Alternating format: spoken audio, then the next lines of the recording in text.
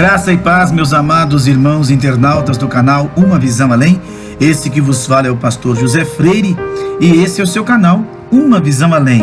E nós temos orações diárias junto com a palavra e também alguns estudos escatológicos, alguns estudos teológicos ao longo da semana. Vamos à oração do dia de hoje, dia 10 de janeiro de 2021. Santíssimo Deus, bondoso Pai, mais uma vez estamos reunidos na Tua presença, meu Deus, com os nossos irmãos internautas que oram conosco agora.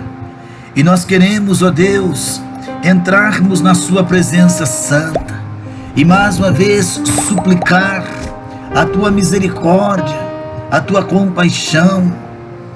Ó Deus maravilhoso, ó Deus de bondade, a Tua palavra diz para nós buscarmos o Senhor enquanto Tu estás perto, invocarmos o Seu santo nome enquanto nós podemos Te achar.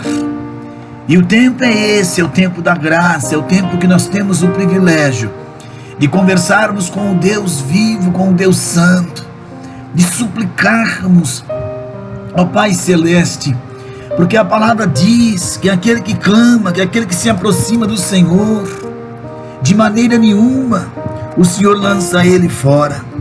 E aqui estamos nós reunidos com irmãos internautas que querem saber, que querem se humilhar, porque o Senhor sabe, meu Deus, que as nossas batalhas são terríveis, são cruéis, são tenebrosas, Pai, porque nós não guerreamos contra a carne, nós não guerreamos contra o ser humano, contra os animais, contra o reino animal, contra o reino vegetal. A guerra que nós travamos, ela é uma guerra contra o reino das trevas. E nós temos alguns pontos importantes a falar. O poder da oração em nossas vidas, Pai, eu divido em 6 pontos importantes. O primeiro ponto da oração é orar e a solução, é o desenvolvimento da humanidade, é o desenvolvimento da humanidade deu ao ser humano um maior alcance de suas habilidades, resoluções na tecnologia, na comunicação, nos fazem estar em qualquer parte do mundo com apenas alguns cliques.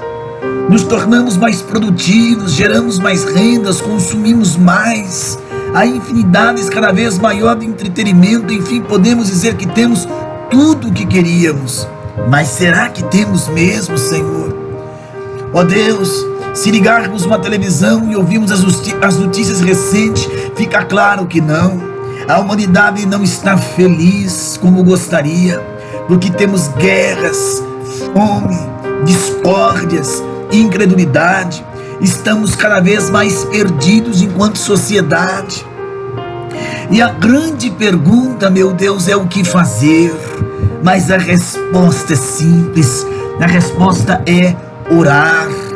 O processo também é simples, mas nem sempre o simples nos atrai, porque nos tornamos fúteis. Então, se algo é tão aparentemente belo e popular, nós não queremos. E é por pensar assim que não desfrutamos das infinitas possibilidades geradas no hábito de orar. As palavras de Jesus: e tudo o que pedirem em oração, se crerem, vocês receberão. Está lá no livro de São Mateus, meu Pai, no capítulo 21, verso 22. Nos mostra que as possibilidades geradas em nossas vidas através da oração é imensuravelmente eficaz. É simples, mas é preciso desenvolver um hábito de orar. Para isso, Santíssimo, é preciso desacelerar a vida, abrir mão do controle e buscar a presença de Deus. O maravilhoso poder do clamor se manifesta na vida de quem é servo e filho ao mesmo tempo. É necessário submissão e confiança no poderoso nome de Jesus. Tudo o que precisamos está ao alcance da súplica. Porém, em nossos dias, há muito show cristão, meu Pai, pregação de autoajuda e pouca oração verdadeira. Ó Santíssimo, eu tenho certeza que essa pessoa que ora comigo, se ela quer mudanças profundas na sua vida, na sua família, no seu casamento, enfim, se deseja ver tudo ao seu redor mudar, é necessário orar.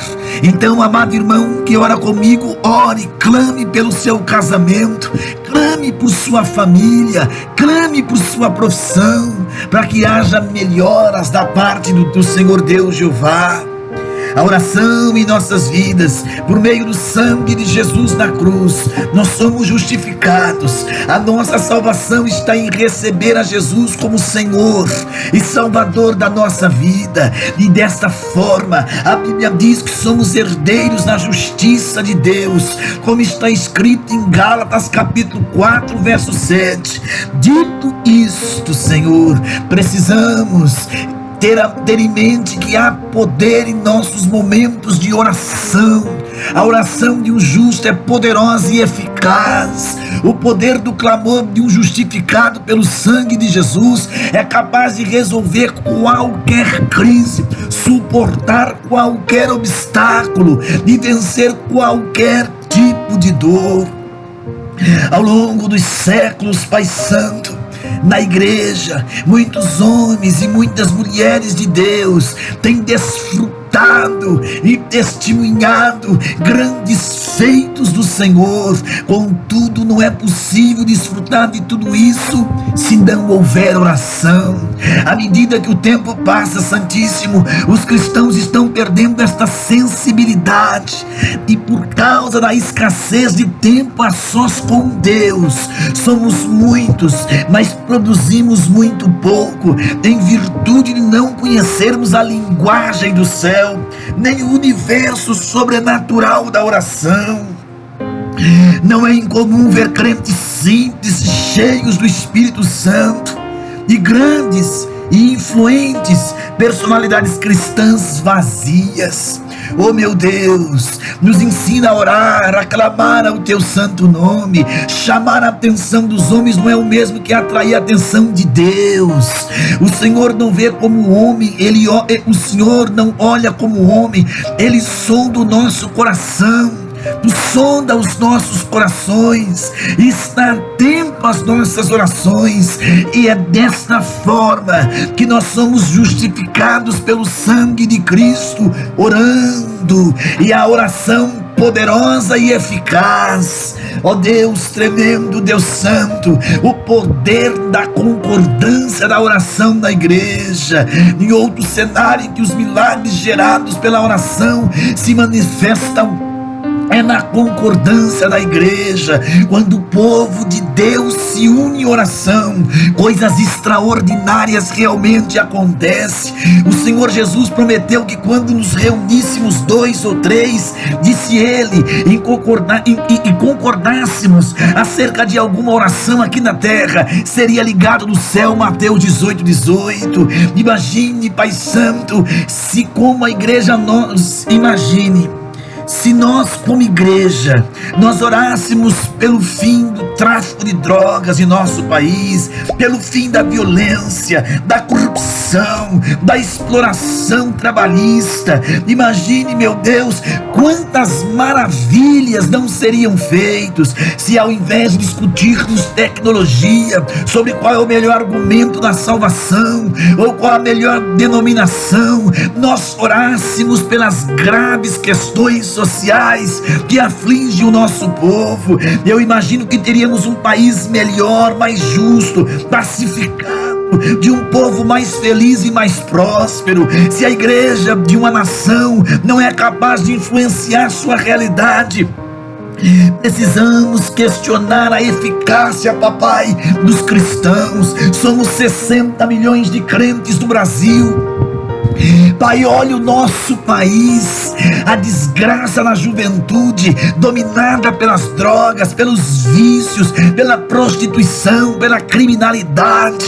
Mas, Santíssimo, desperta a tua igreja para uma oração eficaz, para uma vida contínua na tua presença, para vencermos o pecado, a vaidade, a carnalidade, os pensamentos carnais.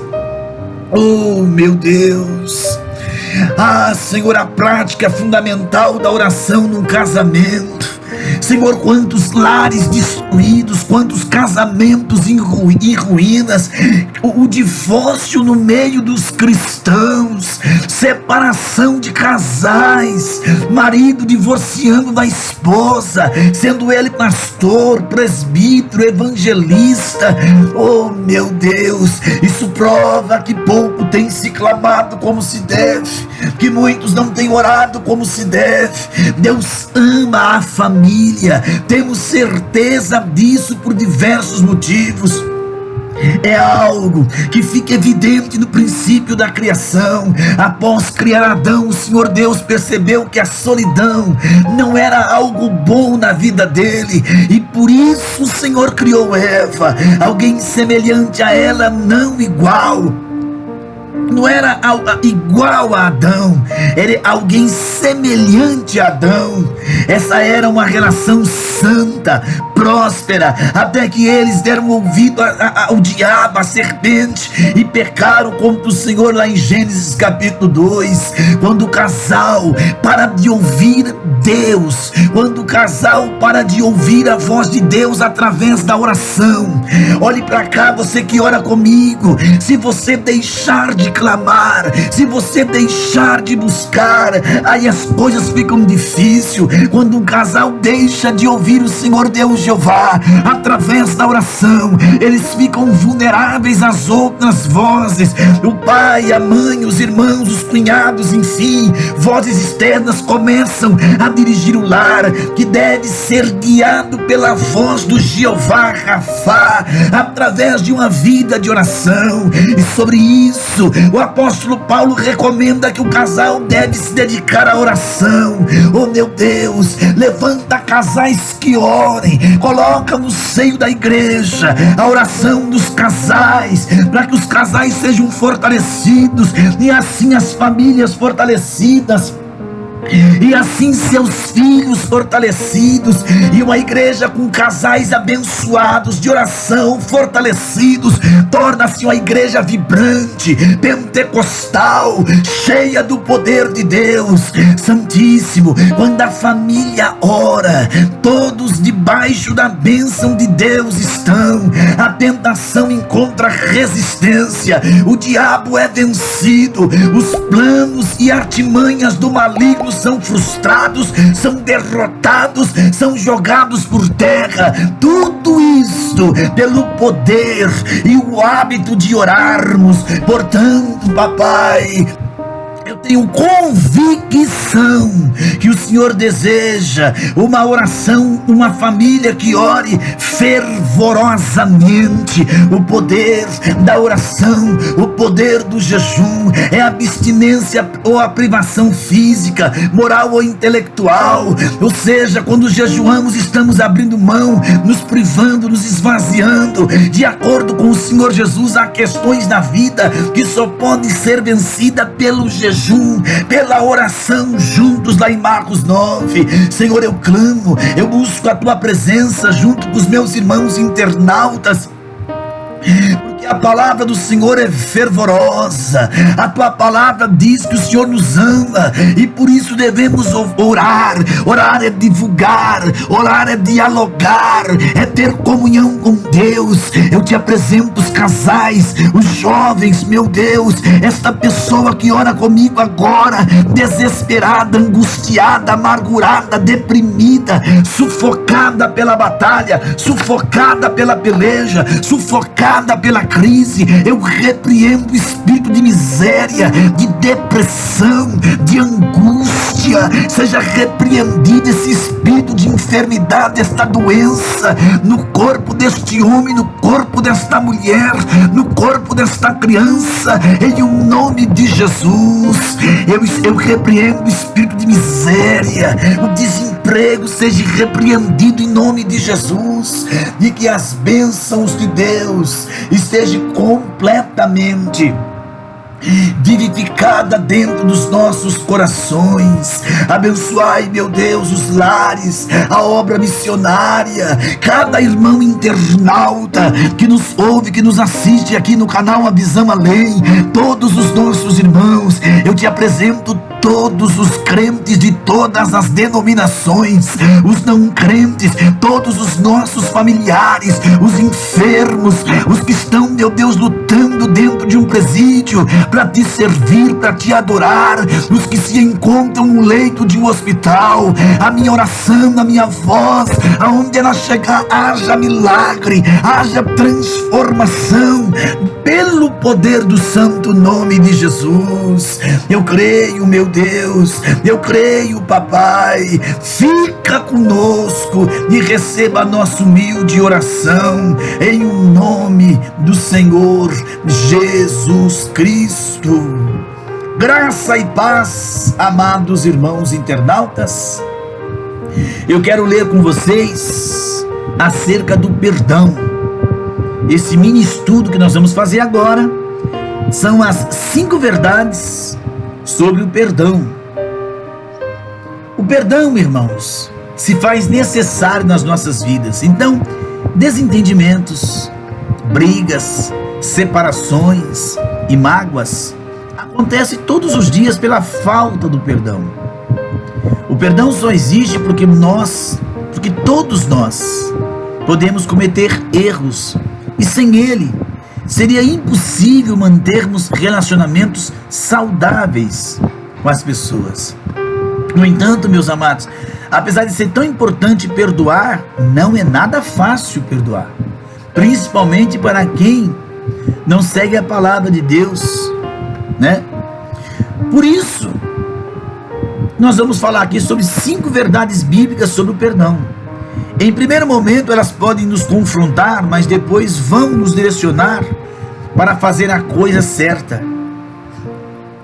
O primeiro, perdão não é uma opção. Então, o primeiro tópico, o perdão não é uma opção, tá? É comum escolhermos o que vamos perdoar, baseado naquilo que acreditamos ser perdoável ou não.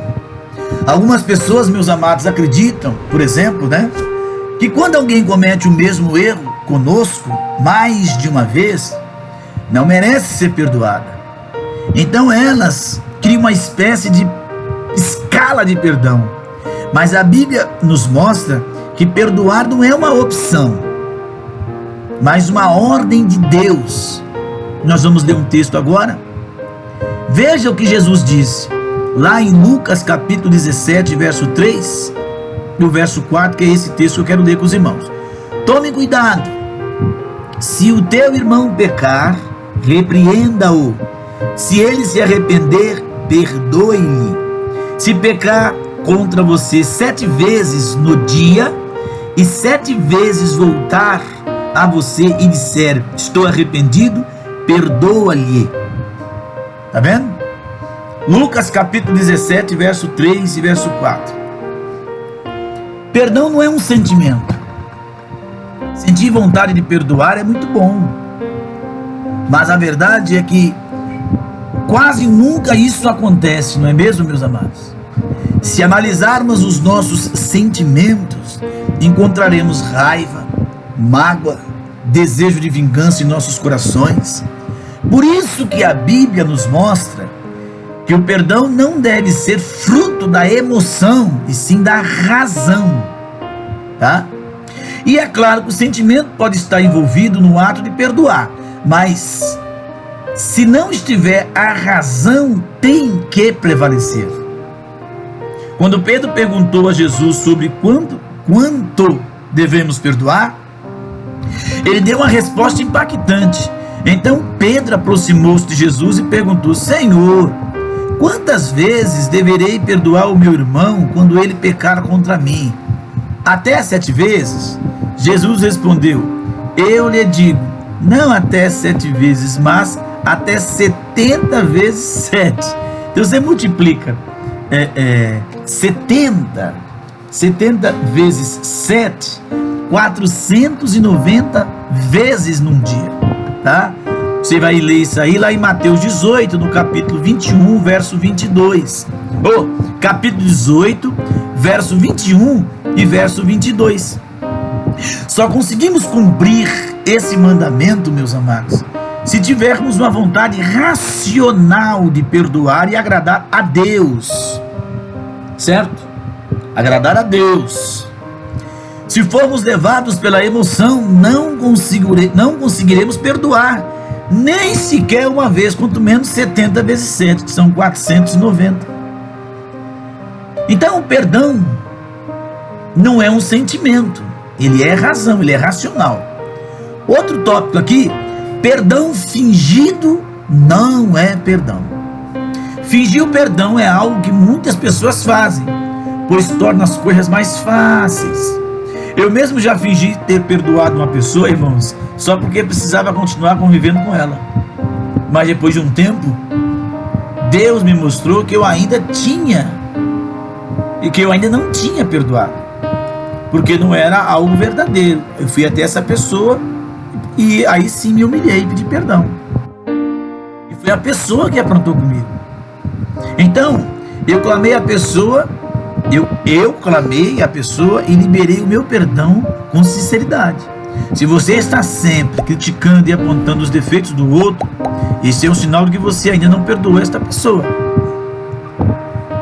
Eu sei que está mexendo conosco, mas é para mexer, arrancar a casquinha da ferida, para que nós possamos nos converter. Perdão não é esquecer, queridos. Perdão não é esquecer. Conheço muitas pessoas que não liberam o perdão, por acharem que, por elas se lembrarem do que ocorreu, significa que não houve o perdão. Mas, se nós basearmos nesse modo de pensar, nunca conseguiremos perdoar ninguém. Quando somos agredidos ou ofendidos de alguma forma, o nosso cérebro guarda aquelas informações tão intensamente que dificilmente nos esqueceremos um dia. Então, quando você perdoa, não significa que você esqueceu o que o outro fez com você, mas sim de que você não leva mais em conta. Quem perdoa se lembra sim do que aconteceu, mas também se lembra que decidiu liberar perdão, e isso traz paz no seu coração. Veja o que Deus disse para o povo de Israel: eu lhes perdoarei a maldade e não me lembrarei mais dos seus pecados. Jeremias 31, verso 34. Essa passagem diz que Deus não se lembrará mais dos pecados daquele povo. Mas eu te pergunto, será que Deus Todo-Poderoso pode se esquecer de alguma coisa, meus amados? É claro que não. Ele sabe de tudo. Com isso o texto mostra que Deus não os culpa mais pelos pecados confessados, pois Ele, o nosso Deus, já os perdoou. Ou seja, Ele não leva mais em conta o que fizeram de errado. Ele já perdoou e não vai trazer aquilo mais à memória, tá? Agora, preste atenção. Você perdoa uma pessoa, principalmente dentro da igreja, e esta pessoa, depois que você perdoou, foi aquela pessoa, ela continua aprontando, continua com o mesmo caráter, né? Irmão, você fez a sua parte. Agora ela é com Deus. Quando você passar por essa pessoa, salde essa pessoa com a paz do Senhor Jesus, tá? Não vire a cara nunca, não troque de calçada nunca. Faça a sua parte. Porque se aquela pessoa não se converteu, já não é mais com você, aquilo é com Deus. Às vezes você pede perdão para uma pessoa, aquela pessoa vira a cara que sequer quer falar contigo. Se ela te encontra, ela troca de calçada. Se ela te encontra, ela finge que não te vê, levanta a cabeça, abaixa a cabeça para não falar com você.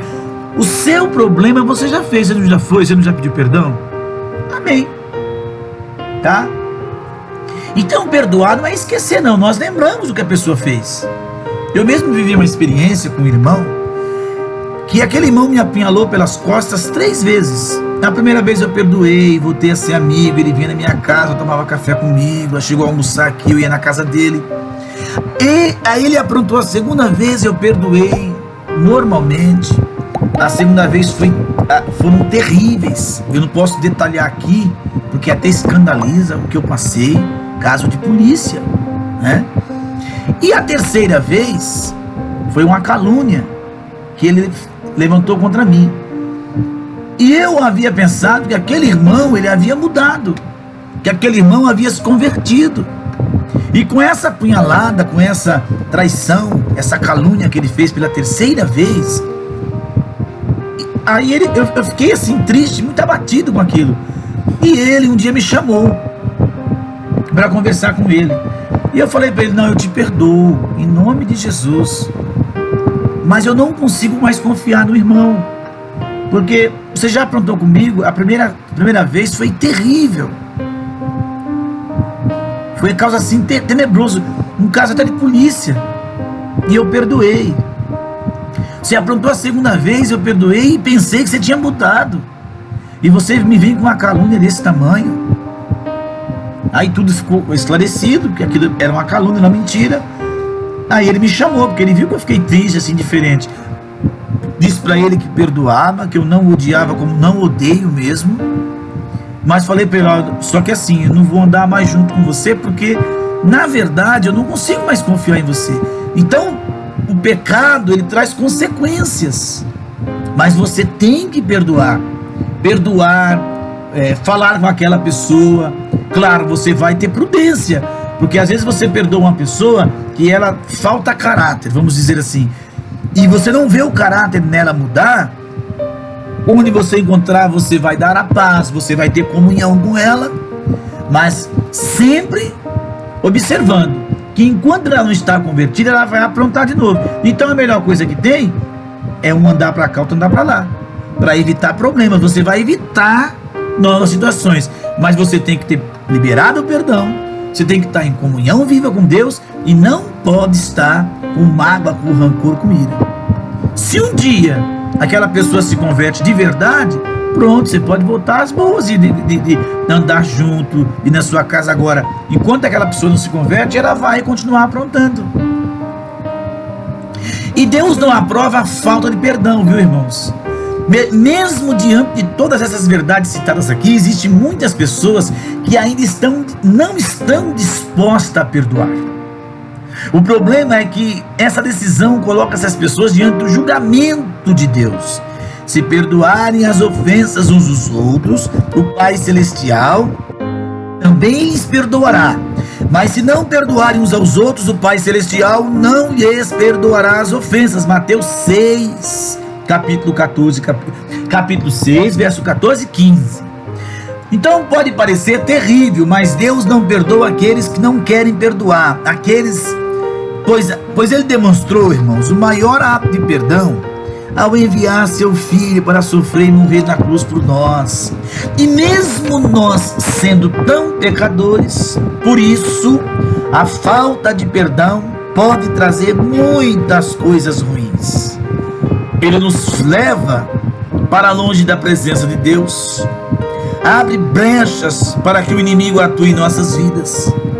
Em Isaías 59, verso 2 está escrito: as suas maldades separam vocês do seu Deus, os seus pecados esconderam de vocês o rosto dele, e por isso ele não os ouve. Esta é uma das razões porque tantas pessoas sofrem com doenças físicas e emocionais: a falta de perdão. O distanciamento de Deus gera uma ferida espiritual muito grande na pessoa, que tende a aumentar com o passar do tempo. Então, querido, perdoe, tá? Diante dessas 5 verdades, vamos recapitular quais são as 5 verdades. Perdão não é uma opção, é um mandamento de Deus. Perdão não é um sentimento, tá? Perdão não é um sentimento, certo? Perdão tem razão, é racional. Perdão fingido não é perdão. Perdão não é esquecer, você vai lembrar o que foi feito, tá? E Deus não aprova a falta de perdão, então tem que perdoar, tá bom? Qual é a conclusão do estudo de hoje?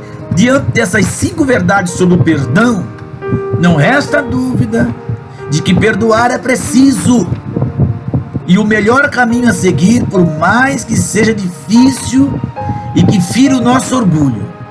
Muitas das vezes não perdoamos porque achamos que somos melhores que os outros, mas devemos, meus amados, nos lembrar que nós também temos defeitos e pecamos, e mesmo assim Deus sempre nos dá uma nova chance.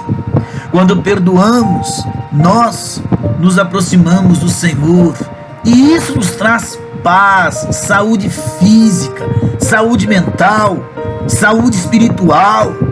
Por isso, se você for ferido ou magoado por alguém e ainda não perdoou, tome coragem e procure essa pessoa o quanto antes, se for preciso. Deus se agradará de você e trará para mais perto dele. Se você tem dificuldade em liberar perdão, clame ao Senhor, peça ajuda em oração e vai àquela pessoa e peça o perdão para ela. Tá bom, meu amado irmão, minha amada irmã?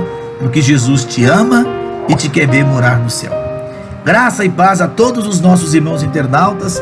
Esta foi a mensagem de hoje. Não tenha raiz de amargura, não fique com ferida na alma, não fique angustiado e nem pesado. Vá o quanto antes, peça perdão, libere o perdão. Às vezes você não feriu, você é a pessoa ferida. Libere o perdão em nome de Jesus. Você vai ver que vai sair um fardo das suas costas. Que Deus te abençoe, meu amado. Fique na doce e gloriosa paz do Senhor Jesus Cristo.